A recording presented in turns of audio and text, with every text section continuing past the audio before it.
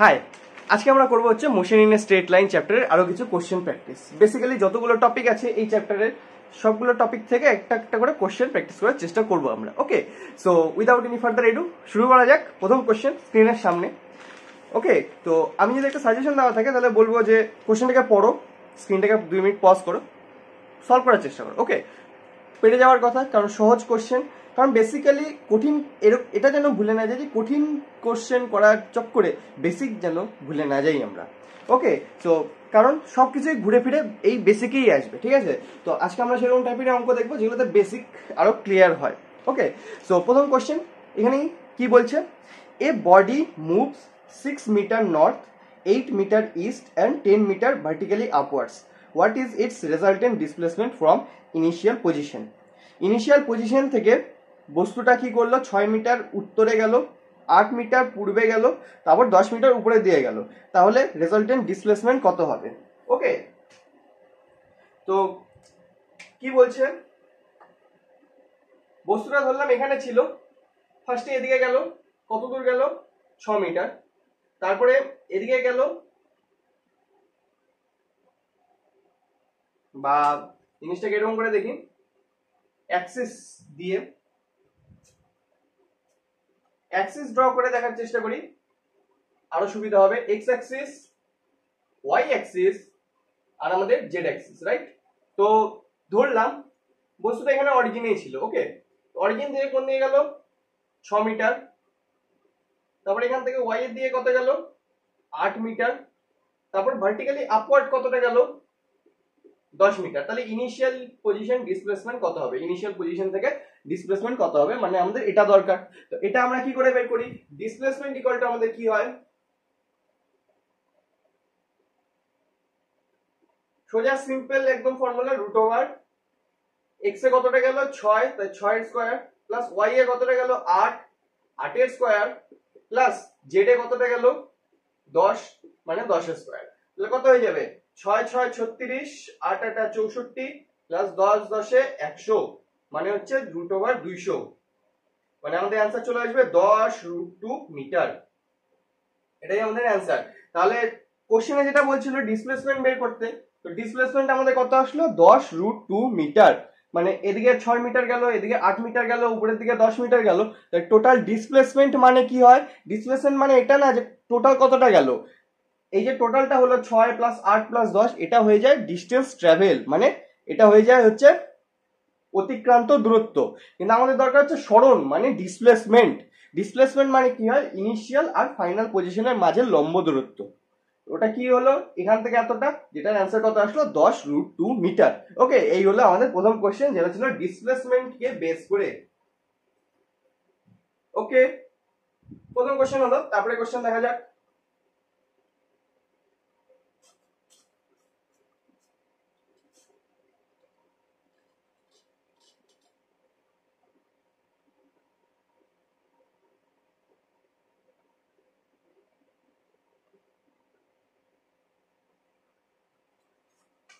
Next question এখানেই আসবে। কি বলছে? A person travels along A straight road for half the distance with velocity v1 and the remaining half distance with velocity v2. The average velocity is given by, মানে একটা ব্যক্তি একটা straight রাস্তা, মানে সোজা রাস্তা ধরে যাচ্ছে, অর্ধেকটা ডিস্টেন্স v1 ভেলোসিটিতে গেল আর বাকি অর্ধেকটা কততে গেল? v2 ভেলোসিটিতে। তাহলে অ্যাভারেজ ভেলোসিটি কত হবে? ওকে, তো ডায়াগ্রাম, ফিজিক্সের সবার প্রথম কাজ সুন্দর ডায়াগ্রাম।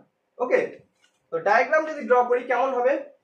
এখান থেকে ধরলাম ব্যক্তিটা এত দূর অবধি যাওয়ার কথা ছিল, তাহলে অর্ধেক রাস্তা মানে এতটা হবে মোটামুটি। তাহলে ধরলাম এ পয়েন্ট, বি পয়েন্ট আর সি পয়েন্ট। তাহলে এ থেকে বি এর ডিস্টেন্স কত হবে? x/2, বি থেকে সি এর হবে x/2, যদি টোটাল ডিস্টেন্স x হয়। তো এইটুকু ডিস্টেন্স কততে গেল? v1 ভেলোসিটিতে। এতটুকু ডিস্টেন্স কততে গেল? v2 ভেলোসিটিতে, right? তাহলে আমাদের বের করতে হবে average, V average. V average মানে কত হচ্ছে? টোটাল ডিসপ্লেসমেন্ট, মানে হচ্ছে x/2 plus x/2 by total time. মানে এখানে যদি টাইম t1 লাগে, এখানে যদি টাইম t2 লাগে, তাহলে t1 প্লাস t2। তো আমাদের দরকার হচ্ছে t1 প্লাস t2, কারণ এই যে কোশ্চেনটা ছিল, কোশ্চেনে T1 T2 কোনো উল্লেখ ছিল না, মানে T1 T2 কে আমাদেরকে কি করতে হবে, এই x v এগুলোকে দিয়ে রিপ্লেস করতে হবে। ওকে, তো প্রথম a থেকে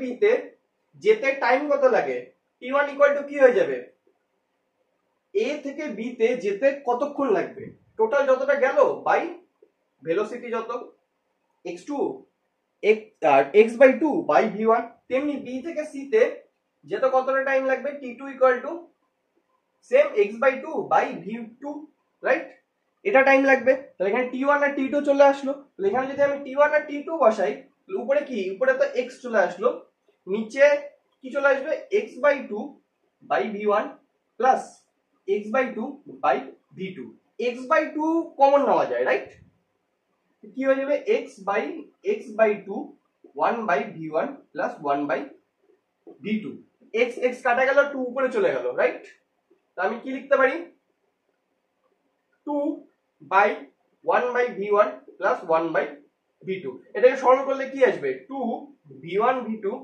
বাই v1 প্লাস v2, এটা হলো আমাদের অ্যান্সার, এটাই হলো কি আমাদের অ্যান্সার।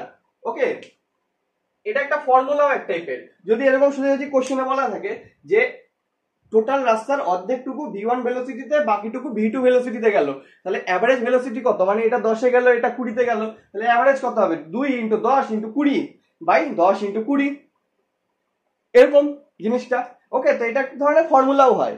তো বোঝা গেল জিনিসটা কেমন করে হলো, a থেকে b মানে হচ্ছে x2 ডিসটেন্স, যদি টোটাল ডিসটেন্স x হয়, যদি ac যদি x হয়, ওকে, AC যদি x হয় তাহলে AB কত হবে, x/2, BC কত হবে, x/2, তো এই AB ডিসটেন্স কততে গেল, v1 ভেলোসিটিতে, আর BC কততে গেল, v2 ভেলোসিটিতে, রাইট, আমাদের বের করতে হবে v অ্যাভারেজ। v অ্যাভারেজ কি করে আসে, টোটাল ডিসটেন্স, এখানে AB হচ্ছে x/2, BC হচ্ছে x/2, তাহলে x/2 plus x/2 by total time, এখানে যতটা টাইম লাগলো, এখানে যতটা টাইম লাগলো, সেটা যোগফল, রাইট, ওটাই তো অ্যাভারেজ আসে। এখানে টাইম ধরলাম t1 লাগলো, এখানে টাইম ধরলাম t2 লাগলো, এবার t1 t2 দিয়ে তো উত্তর করে দিতে পারি না, কারণ t1 আর t2 এটা আমরা ধরে নিলাম, রাইট, কোশ্চেনে কি দেওয়া, কোশ্চেনে শুধুমাত্র v দেওয়া, v এর ভ্যালু v1 আর v2, রাইট, তাই t1 t2 কে কি করতে হবে, v দিয়ে রিপ্লেস করতে হবে।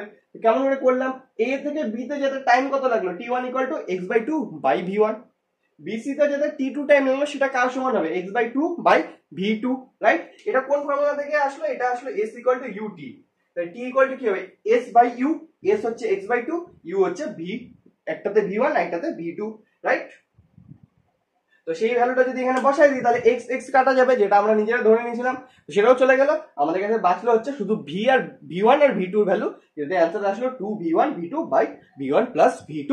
ওকে, এই হলো ভেলোসিটি কে নিয়ে, ওই টপিক কে নিয়ে কোশ্চেন, ঠিক আছে।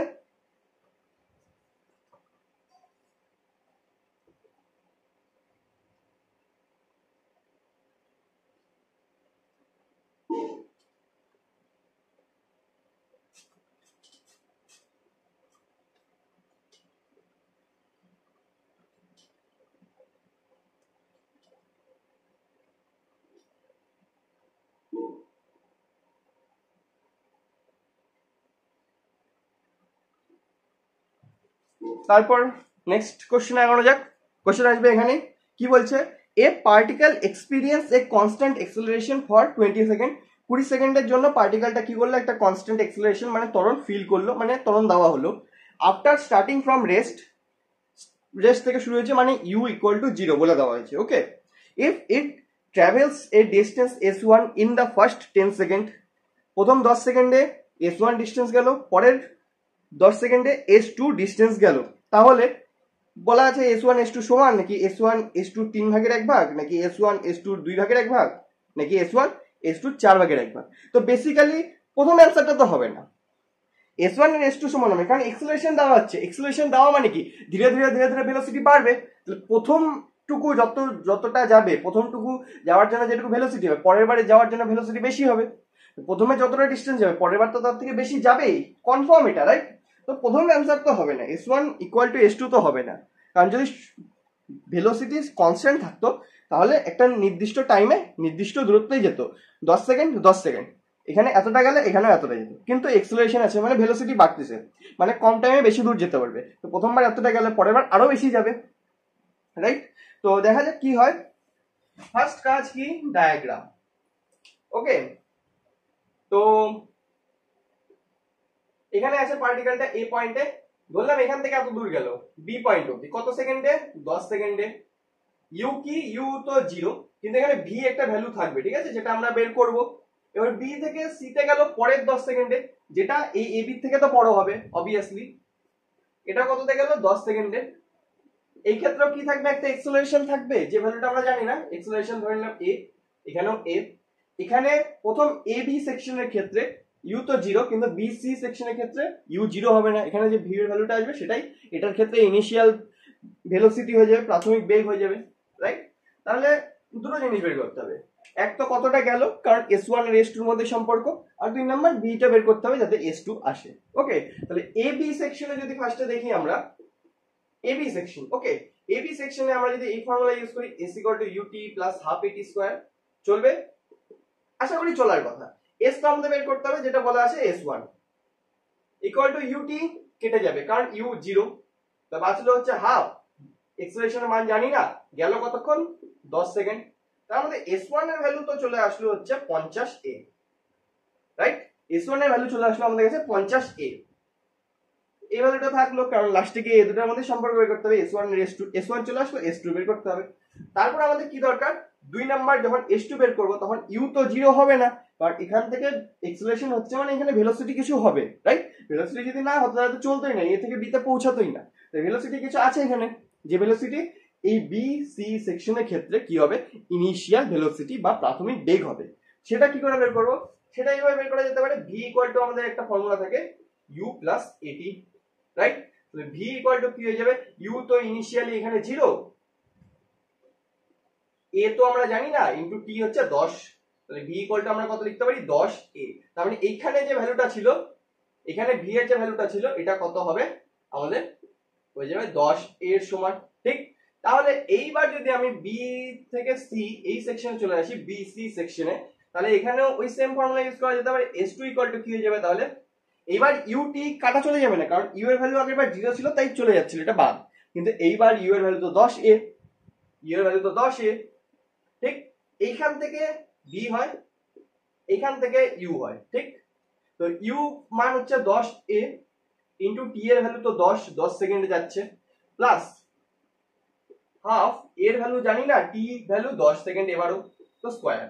এখানে কত চলে আসলো, 10 × 10 মানে হচ্ছে 100 A, প্লাস এখানে কত চলে আসবে, 50 A, মানে এখান থেকে কত আসলো, 150 A। তাহলে S2 এর ভ্যালু চলে আসলো 150 A। S1 এর S2 এর ভ্যালু আমরা পেয়ে গেলাম, তাহলে আমরা এবার তুলনা করতে পারবো, ঠিক? তো এখান থেকে লিখি, যদি S2 = কি লিখতে পারি, 3 × 50 A, আবার 50 A মানে কি, S1, তাহলে S2 এই 3 কে যদি নিচে নিয়ে আসি, তাহলে এখানে কি লিখতে পারি, S1। তার মানে আমাদের উত্তর কি চলে আসলো, S1 = S2/3, মানে S1 কি হবে, S2 3 ভাগের 1 ভাগ হবে, ঠিক? এই হলো আমাদের অ্যানসার। এইভাবে আসে, S1 বের করলাম, S2 বের করলাম, তারপর দুটোর মধ্যে তুলনা করে দিলাম। S2 = 150 A ছিল, 150 কে কেমন করে লেখা যায়, 3 × 50 A, 50 A মানে তো আবার S1, তো S1 লিখে দিলাম। তাহলে 3 × S1, 3 কে নিচে নিয়ে গেলে S2/3 = S1। তাহলে এখান থেকে আমাদের অপশন নাম্বার চলে আসবে হচ্ছে বি নাম্বার অপশন বা 2 নাম্বার অপশন। ওকে, সো এই হলো এক্সেলারেশন কে বেস করে কোশ্চেন। আশা করি বোঝা যাচ্ছে, পারাও যাচ্ছে।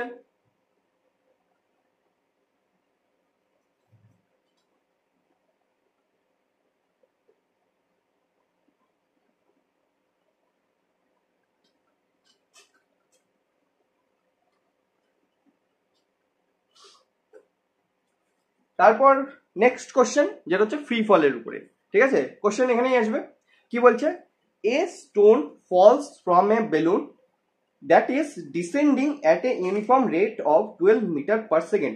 মানে একটা বেলুন থেকে একটা পাথরকে ফেলা হলো, যেই বেলুনটা উপরে যাচ্ছে না, নিচে যাচ্ছে, নিচে আসছে, ডিসেন্ডিং, নিচে নামছে, কত রেটে 12 মিটার পার সেকেন্ড মানে 12 মিটার পার সেকেন্ডের ভেলোসিটিতে নিচে নামছে, ইউনিফর্ম, ওকে, মানে কনস্ট্যান্ট।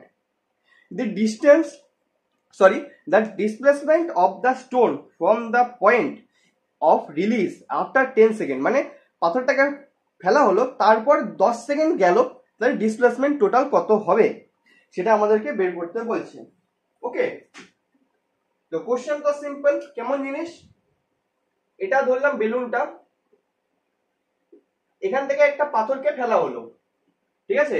এবার বেলুনটা নিজেই কি করছে, এবার 12 মিটার পার সেকেন্ডে নিচে নামছে। তার মানে কি পাথরটা শুরু থেকেই 12 মিটার পার সেকেন্ডে নিচে নামছিল, তাহলে ইউ ইকুয়াল টু কি হয়ে যাবে 12 মিটার পার সেকেন্ড। ঠিক, যদি বেলুনটা উপরের দিকে উঠতো তাহলে পাথরটার ইনিশিয়াল ভেলোসিটি উপরের দিকে হতো 12 মিটার পার সেকেন্ড, তখন ইউ কিন্তু আমরা নেগেটিভে লিখতাম।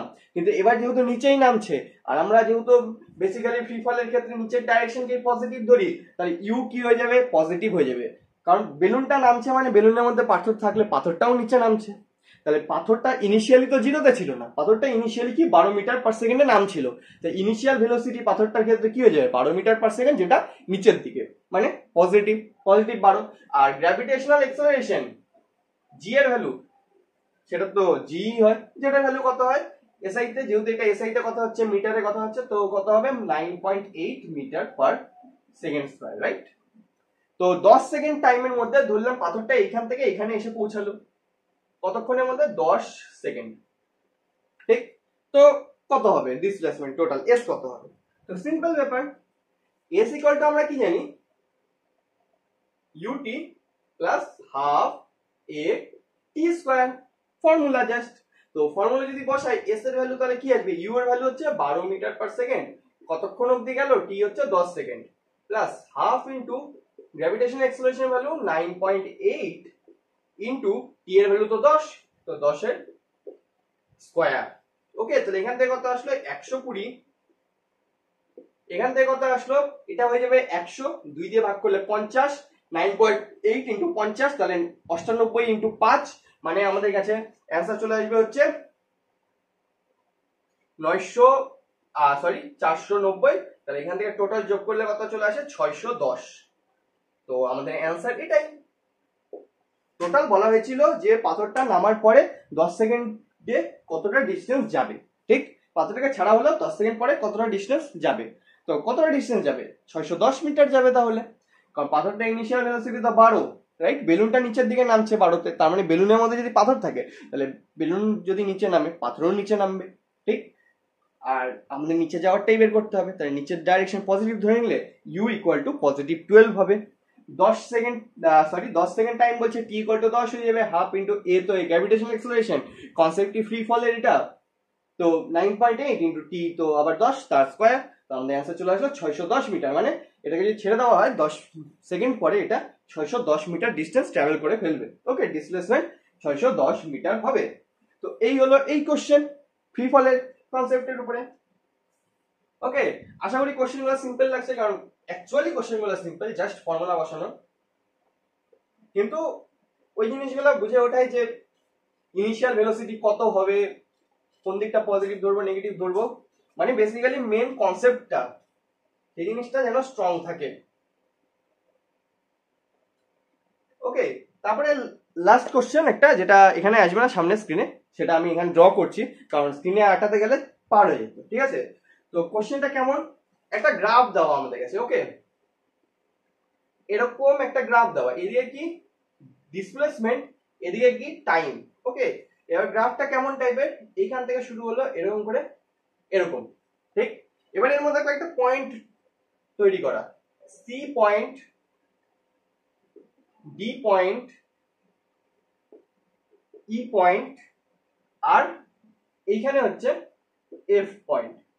তো এই যে পয়েন্ট গুলো দেওয়া, কোশ্চেন হচ্ছে এই চারটা পয়েন্টের মধ্যে কোন পয়েন্টে ভেলোসিটির ভ্যালু মানে বেগের ভ্যালু নেগেটিভ হবে, কোন ইনস্ট্যান্টে, মানে এই পয়েন্টগুলো কি এক একটা ইনস্ট্যান্ট, এই গোটা মোশনটার ক্ষেত্রে এক একটা ইনস্ট্যান্ট এই পয়েন্টগুলো, তো কোন পয়েন্টে কি হবে ভেলোসিটি নেগেটিভ হবে। তো ভেলোসিটি আমরা কি করে বের করি, ভেলোসিটি ইকুয়াল টু আমাদের আসে, মানে এস টি গ্রাফ থাকলে ভি ইকুয়াল টু কি আসে DS DT, right, DS by DT, ঠিক।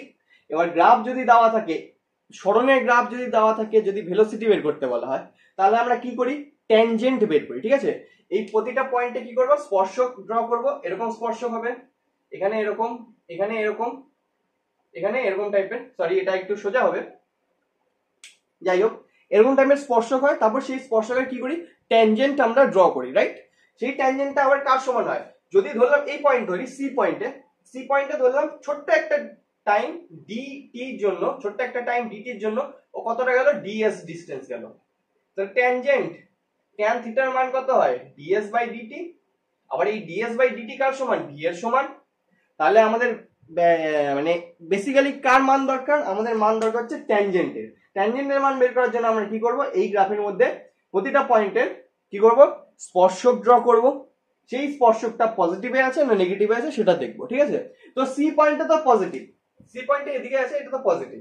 ডি পয়েন্টে তো 0 ডিগ্রিতে, ঠিক। এবার ই পয়েন্টের স্পর্শক অনেকটা এরকম হবে, এরকম না, সরি প্রথমবার ভুল হয়ে গেছে দাগটা, এরকম হবে।